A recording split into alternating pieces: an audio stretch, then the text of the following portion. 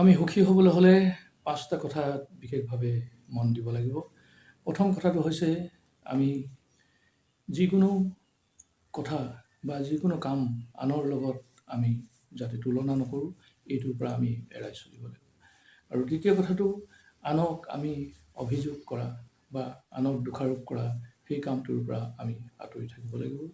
আৰু তৃতীয়তে, আমাৰ জীৱনত বা দৈনন্দিন কাম কাজৰ মাজত বহু ক্ষেত্ৰত আমি ঋণ লওঁ বা ধাৰ হয়, সেই ধাৰৰ পৰা আমি যিমান পাৰোঁ মুক্ত হ'বলৈ আমি চেষ্টা কৰিব লাগিব। চতুৰ্থতে, আমি বৰ্তমানত থাকিবলৈ আমি চেষ্টা কৰিব লাগিব।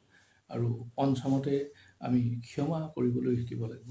অৰ্থাৎ কাৰোবাৰ ভুল হ'লে পৰাপক্ষত ক্ষমা কৰিবলৈ চেষ্টা কৰিব লাগে। আৰু যদি নিজৰো ভুল হয়, নিজকো ক্ষমা কৰি আত্মসংশোধন কৰিবলৈ চেষ্টা কৰিব লাগে। এই ৫টা কথা যদি আমি জীৱনত সৰুগত কৰোঁ,